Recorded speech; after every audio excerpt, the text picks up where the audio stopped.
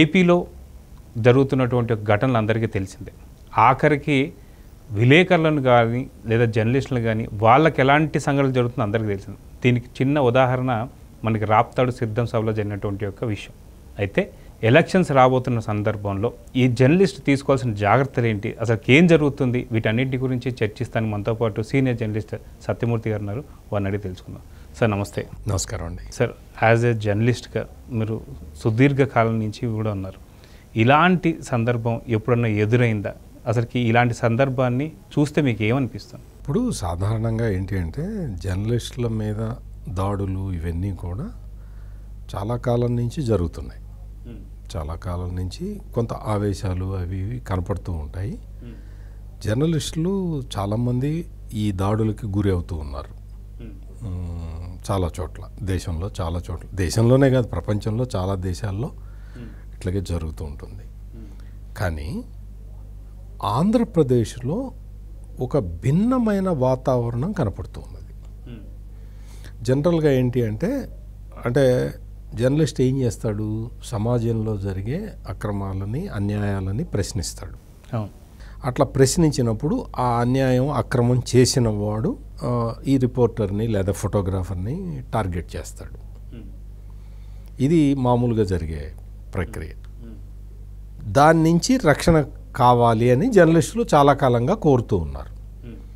ఆంధ్రప్రదేశ్లో ఏంటి అంటే రాజకీయంగా ఒక పార్టీ ఇంకొక పార్టీ మీద దాడి చేస్తూ ఉన్నది. అంటే ఉదాహరణకి వైఎస్ఆర్ కాంగ్రెస్ పార్టీ అధికారంలో ఉన్నది. అధికారంలో ఉన్న పార్టీలు ఏం చేస్తాయి అంటే ఒక రకమైన సిచ్యుయేషన్లో ఉంటాయి. ఏంటి, రాష్ట్రంలో శాంతి భద్రతలని కాపాడే విషయం బాధ్యత అధికార పార్టీ మీద ఉంటుంది కదా. సహజంగా ప్రతిపక్ష పార్టీ ఏదైనా గొడవ చేస్తుంది. ఆంధ్రప్రదేశ్లో విచిత్రమైన పరిస్థితి ఏంటంటే ఈ అధికారంలో ఉన్న పార్టీ జర్నలిస్టుల మీద దాడి చేస్తున్నది. ఈ అధికారంలో ఉన్న పార్టీ దాడి చేసినప్పుడు పోలీసులు సరైన చర్యలు తీసుకోవాలి. కానీ పోలీసులు ఏం చేస్తున్నారు, అధికార పార్టీకి వంతపాడుతున్నారు. ఇది ఆంధ్రప్రదేశ్లో జరుగుతున్న సంఘటన. అంటే పెక్యులర్గా ఇప్పుడు మనం మీరు చెప్పినట్టు అనంతపురం జిల్లా రాప్తాడులో సిద్ధం సభ జరిగినప్పుడు ఆంధ్రజ్యోతి ఫోటోగ్రాఫర్ శ్రీకృష్ణ అక్కడికి ఆ ఈవెంట్ కవర్ చేయడానికి వెళ్ళినప్పుడు అక్కడ వాళ్ళు మందు కొడుతూ కొంతమంది, గంజాయి తాగుతూ కొంతమంది అక్కడ ఉన్నారు. వాటిని ఫోటోలు తీసినట్టున్నాడు ఇతను. అంటే ఈ సిద్ధం సభలో ఇట్లా మందు పంపిణీ చేస్తున్నారని ఏదో మరి సంథింగ్. దాంతో అతన్ని కొట్టారు. ఎంత దారుణంగా కొట్టారు అంటే ఒక మూక వచ్చి అతని మీద అటాక్ చేసి అతన్ని కొట్టింది. దీనికి జర్నలిస్టు సంఘాలు నిరసన తెలిపారు. మొత్తం అందరూ చాలామంది నిరసన వ్యక్తం చేశారు. చాలామంది ఈ సంఘటనను ఖండించారు.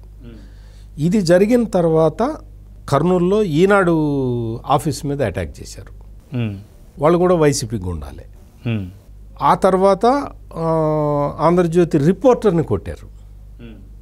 అంటే ఈ విధమైన ఇన్సిడెంట్స్ అంటే పొలిటికల్గా నేను ఇందాక చెప్పినట్టు జర్నలిస్టుల మీద దాడులు చాలా కాలంగా జరుగుతూనే ఉన్నాయి.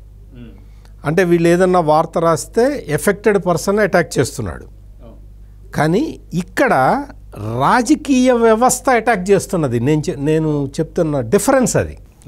అంటే రాజకీయ వ్యవస్థ, అధికారంలో ఉన్న ఒక రాజకీయ పార్టీ జర్నలిస్టులని టార్గెట్ చేస్తున్నది. పూర్తి పార్టీ జర్నలిస్ట్ మీద టార్గెట్ అది ఇక్కడ ఆంధ్రప్రదేశ్లో జరుగుతున్న వ్యవహారం. ఇది ఆందోళన కలిగించే విషయం. ఇప్పుడు ఏదో ఒక అన్యాయం జరిగింది, ఆ అన్యాయం మీద ఒక జర్నలిస్ట్ వార్త రాశాడు, ఇతని మీద జర్నలిస్ట్ మీద అటాక్ చేశాడు. ఇది లా అండ్ ఆర్డర్ ప్రాబ్లము. దాన్ని సపరేట్గా మనం సాల్వ్ చేసుకోవాలి.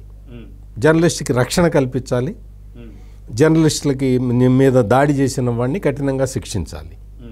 ఇక్కడ ఆంధ్రప్రదేశ్లో ఏంటి అంటే అధికారంలో ఉన్నవాడు దాడి చేస్తున్నాడు జర్నలిస్ట్ మీద.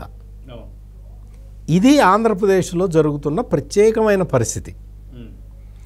దీని నుంచి మరి జర్నలిస్టులు తమను తాము ఎట్లా రక్షించుకోవాలి? ఇప్పుడు నేను సాక్షిలో ఉన్నాను అనుకోండి, జగన్మోహన్ రెడ్డికి అనుకూలంగా చెప్పాలి. ఎందుకంటే జగన్మోహన్ రెడ్డి భార్య భారతి రెడ్డి ఆ సంస్థకి చైర్మన్ కాబట్టి, ఆమె అందరికీ జీతాలు ఇస్తుంది కాబట్టి, అందులో ఉన్న జర్నలిస్టు జగన్మోహన్ రెడ్డి ఎన్ని దారుణాలు చేసినా అతనికి సపోర్ట్గా మాట్లాడతారు. అంతెందుకు, మనం చూసాం కదా వివేకానంద రెడ్డి మర్డర్ కేసులో కూతురు అల్లుడే సూత్రధారులని సాక్షిలో రాయించారు. ఎవరో ఒక జర్నలిస్టే రాసి ఉంటాడుగా.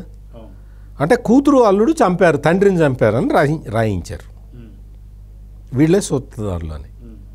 మరి నువ్వు అసలు అంత వాస్తవ విరుద్ధమైన స్టోరీలు నువ్వు రాయచ్చా? రాప్తాడు సభలో మరి వచ్చావో జనం వచ్చారో లేదో అవన్నీ ఏదో చూపిస్తే నువ్వు అటాక్ చేస్తావా? ఇది అనమాట. బయటకు వచ్చి ఏం చెప్తారు, జర్నలిస్టులు చాలా గొప్పవాళ్ళు, చాలా అసలు అదేమో ఎల్లో మీడియా అంతా చంద్రబాబు నాయుడుకి అనుకూలంగా బాగా ఊతారు. అంతెందుకండి, ఇవాళ కూడా చెప్పాడు జగన్మోహన్ రెడ్డి, ఆంధ్రప్రదేశ్లో అసలు మీడియా అంతా వరస్ట్ మీడియా అన్నాడు. అంటే వైఎస్ వివేకానంద రెడ్డి చంపింది ఆయన కూతురే అని రాస్తే అది కరెక్ట్ మీడియానా? అంటే ఒక ముఖ్యమంత్రి మీడియా మీద అటువంటి కామెంట్లు చేయొచ్చా?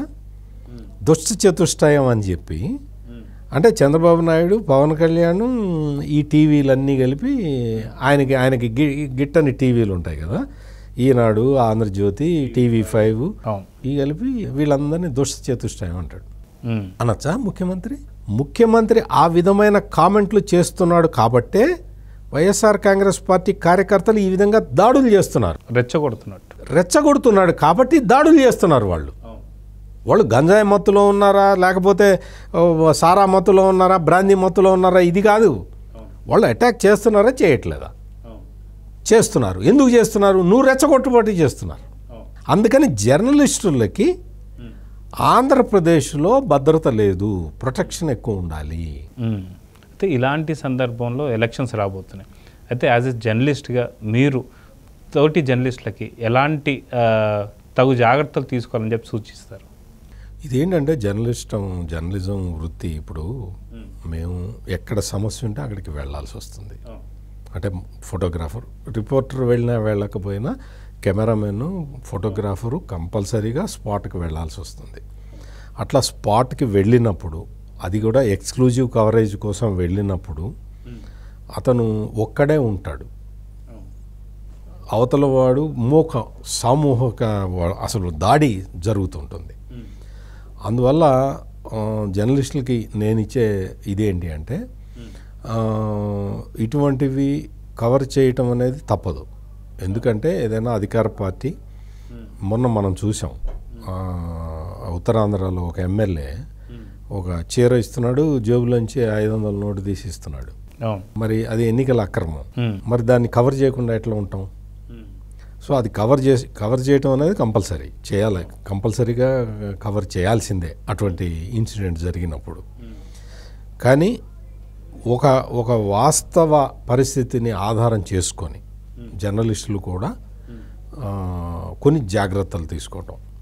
జాగ్రత్తలు ఎట్లా అంటే, వాళ్ళ ఫోటోగ్రాఫర్తో కలిసి అంటే జర్నలిస్టుతో కలిసి వెళ్ళటం. అంటే ఫోటోగ్రాఫర్, జర్నలిస్టులు ఇద్దరు కలిసి వెళ్ళటం. ఫోటోగ్రాఫరు లోపలికి, ఇటువంటి లోపలికి వెళ్తే రిపోర్టర్ బయట ఉండి అబ్జర్వ్ చేస్తూ ఉండాలి. ఎందుకు? ఇది చెప్పటానికి, ఏం జరిగిందో చెప్పటానికి.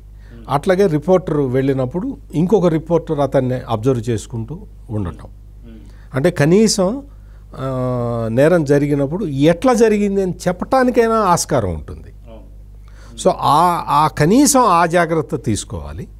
ఆ జాగ్రత్త తీసుకొని ఒక 2-3 కలిసి వెళ్ళటం అనేది, ఇప్పుడు ఎలక్షన్లు జరిగే వరకు కూడా జర్నలిస్టులు మరి 2-3 కలిసి ఎట్లా వస్తారండి, మరి మాకు ఎక్స్క్లూజివ్ కావాలి కదా అనొచ్చు. నీకు ఎక్స్క్లూజివ్ కన్నా నీ ప్రాణం ఇంపార్టెంట్. ఎందుకంటే నీ మీద ఆధారపడి కుటుంబం ఉంటుంది, తల్లిదండ్రులు ఉంటారు, భార్య పిల్లలు ఉంటారు. జర్నలిస్టులకి వచ్చేదే చాలా తక్కువ, జీతాలు అవన్నీ కూడా చాలా తక్కువ ఉంటాయి. బతకటానికే చాలా కష్టంగా ఉండే పరిస్థితులు. మరి ఇటువంటి పరిస్థితుల్లో ఏదైనా ఒక పెద్ద సమస్య ఉత్పన్నమైనప్పుడు జర్నలిస్ట్ కుటుంబం మొత్తం కూడా ఎఫెక్ట్ అవుతుంది. అందుకోసం మీ ఎక్స్క్లూజివ్ స్టోరీస్ మీరు ఎట్లా చేసుకుంటారనేది కొంచెం ప్లాన్ చేసుకోండి. ప్లాన్ చేసుకొని ఒకళ్ళకి ఇద్దరు తోడుగా వెళ్ళే ఏర్పాట్లు చేసుకోండి. ఎక్స్క్లూజివ్ వార్త తీసుకోవడం ఎంత ఇంపార్టెంటో మీ ప్రాణం కాపాడుకోవటం కూడా అంతే ఇంపార్టెంట్. ఎందుకంటే ఇప్పుడు ఎలక్షన్ టైం వచ్చేస్తుంది. ఎలక్షన్ టైం వచ్చేసినప్పుడు ఈ వైసీపీ ముఠాలన్నీ కూడా మత్తులోనే ఉంటాయి, అందరూ తాగే ఉంటారు. ఇంకా ఇప్పుడు ఆంధ్రప్రదేశ్లో విచ్చలవిడిగా గంజాయి కూడా దొరుకుతున్నది కాబట్టి అది కూడా కొట్టి ఉండొచ్చు. అందువల్ల వాళ్ళకి ఏం చేస్తున్నారో వాళ్ళకే తెలియకపోవచ్చు. అటువంటి పరిస్థితుల్లో జర్నలిస్టులు కనీసం ఒక ఇద్దరు ముగ్గురు కలిసి వెళ్ళే ప్లాన్ చేసుకోవాలి. పర్టికులర్గా ఇటువంటి ఇన్సిడెంట్స్కి వెళ్ళినప్పుడు. ఇంకోటి ఏంటంటే అతన్ని రాప్తాడు మీటింగ్లో ఐడెంటిటీ కార్డు తీసుకొని చూసి నువ్వు ఏబిఎన్ నుంచి వచ్చావని తెలుసుకొని కొట్టారు. ఇది అక్కడ జరిగింది. నేను ఇంకొక విజ్ఞప్తి పోలీసులకు కూడా చేస్తున్నది ఏంటి అంటే, మీ రాజకీయాలు ఎట్లా ఉన్నాయి, నువ్వు పోస్టింగ్ ఎట్లా తెచ్చుకున్నావు, డబ్బులు ఇచ్చి తెచ్చుకున్నావా, వైసీపీకి అనుకూలంగా పనిచేస్తున్నావా, ఇవన్నీ కూడా కొంచెం పక్కన పెట్టి జర్నలిస్టుల ప్రాణాలు కాపాడటానికి పోలీసులు కూడా ప్రయత్నం చేయాలి అనేది నా విజ్ఞప్తి. పోలీసులు ఎట్లయితే విధి నిర్వహణలో ఉంటారో జర్నలిస్టులు కూడా అట్లాగే విధి నిర్వహణలో ఉంటారు. వాళ్ళ ఉద్యోగం వాళ్ళు చేయాలి. కాబట్టి పోలీసులు కనీసం మానవత్వంతో ప్రవర్తించండి. కనీసం ఈ ఎన్నికలు సమయంలో అయినా సరే పోలీసులు మానవత్వంతో ఆలోచించండి. ఎవరన్నా వచ్చి ఒక 10 మందో 20 మందో ఒక 100 మందో ఒక పార్టీకి సంబంధించిన వాళ్ళు వచ్చి అటాక్ చేస్తూ ఉంటే మీరు ఆ జర్నలిస్ట్ని మీరు కాపాడే ప్రయత్నం చేయండి. కనీసం వాళ్ళని దాడి చేసిన తర్వాత వాళ్ళని ఐడెంటిఫై చేసి వాళ్ళ మీద కనీసం కేసులు పెడితే భయం అన్నా ఉంటుంది, వాళ్ళకి కనీసం భయం ఉంటుంది. ఇటువంటి చర్యలు పోలీసులు కూడా తీసుకోవాలని నేను ఈ సందర్భంగా మీ ద్వారా ఆంధ్రప్రదేశ్ పోలీసులకు కూడా నేను విజ్ఞప్తి చేస్తూ ఉన్నాను. ఎందుకంటే జర్నలిస్టులు వాళ్ళు చాలా పేద కుటుంబాల నుంచి వస్తున్నారు. వాళ్ళు ఏదో పెద్ద పెద్ద కోట్లు అవినీతి సామ్రాజ్యాలు నిర్మించుకున్న వాళ్ళు కాదు, చిరుద్యోగస్తులు. చాలామంది జర్నలిస్టులు పేదరికానికి కింది భాగంలోనే ఉంటారు. అటువంటి జర్నలిస్టులు వాళ్ళు ఏదో ఉద్యోగం కోసం వాళ్ళు చేస్తున్న వాళ్ళని పోలీసులు మానవతా దృక్పథంతో కాపాడాలి. పోలీసులు మీ లంచాల గురించి లేకపోతే మీ పొలిటికల్ బాసులు ఎట్ట చెప్తారు అనేది మీరు ఏం చేస్తారో చేసుకోండి, కానీ కనీసం జర్నలిస్టుల ప్రాణాలనైనా మీరు కాపాడండి అని చెప్పి నేను ఆంధ్రప్రదేశ్ పోలీసులకి సవినయంగా విజ్ఞప్తి చేస్తున్నాను. చూద్దాం సార్, మొత్తానికి ఎలక్షన్స్ రాబోతున్నాయి కాబట్టి మీరు చెప్పినటువంటి కొంత ఇన్స్ట్రక్షన్స్ వాళ్ళు జర్నలిస్టు ఫాలో అవ్వాలి. పోలీసులు కూడా కొంత మానవతా హృదయంతో వీటి పట్ల చర్య తీసుకోవాలని చెప్పేసి కోరుకుందాం. సో ఇదండి, ఇలాంటి పరిస్థితి మాత్రం ఇంతకుముందు ఎప్పుడూ రాలేదు. ఇలా పోలీసులు విజ్ఞప్తి చేసుకున్న పరిస్థితి వచ్చిందంటే ఏపీలో పరిస్థితి ఎలా ఉన్నాయో మీరు అర్థం చేసుకోవాలి. నమస్తే సార్. నమస్కారం.